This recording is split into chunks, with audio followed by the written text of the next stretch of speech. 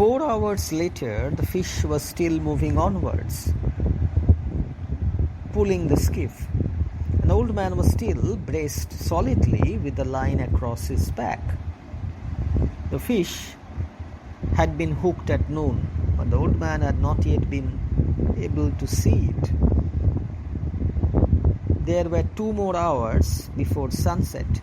The old man thought that the fish might appear on the surface before that time, or that it might come up with the moon or at sunrise the next morning. The old man had as yet no cramps, and he felt quite strong.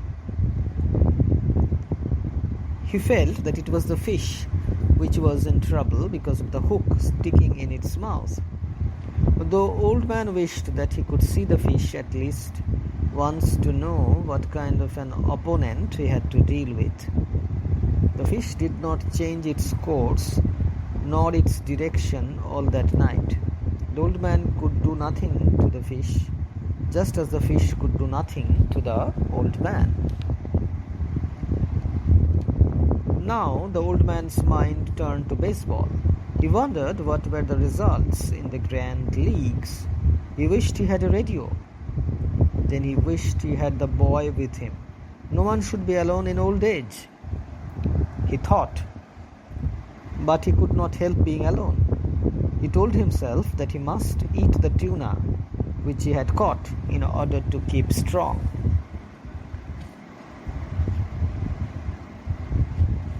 During the night, 2 porpoises came around the boat, a male and a female, and actually the old man liked porpoises. They are good. They play and make jokes and love one another. They are our brothers, like the flying fish. So he began to pity the great fish that he had hooked. It was a wonderful and strange kind of fish. It was a big fish, and it would bring him good money in the market. He recalled the time when he had hooked a female marlin while its male companion had felt extremely restless and had jumped high into the air to see where the female was. On that occasion, the old man had the boy with him, and now again he wished the boy were with him. The present marlin had perhaps made a wrong choice. It could have stayed on in the deep dark water, far out, beyond all snares and traps and treachery. The old man's choice had been to go in order to find the marlin beyond all people. Now the 2 of them were joined together, and there was no one to help either of them. Perhaps he should not have been a fisherman, the old man thought, but that was the thing he was born for. He reminded himself that he must eat the tuna early in the morning in order to keep his strength. He had now 6 reserve coils of line.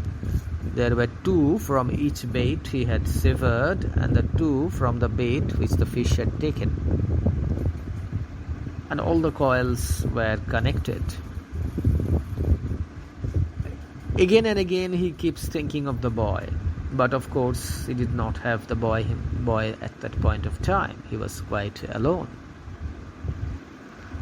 He now turned his attention to the last line in order to cut it away and hook up the 2 remaining reserve coils.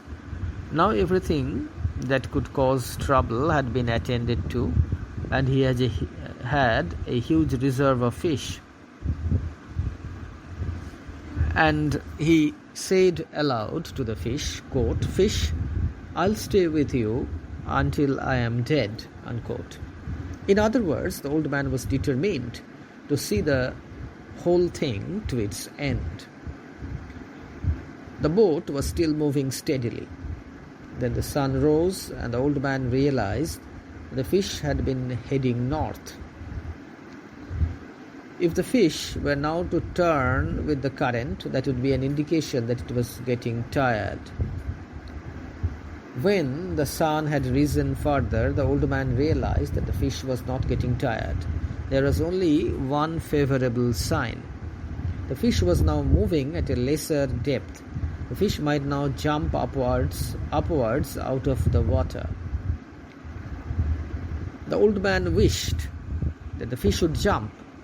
He had enough line for the purpose, and therefore he addressed the fish as he says, quote, "Fish, I love you and respect you very much, but I will kill you dead before this day ends," unquote. So obviously we can see that it was a kind of a war between the two creatures, the human being, an old human being, and this marlin, this huge marlin.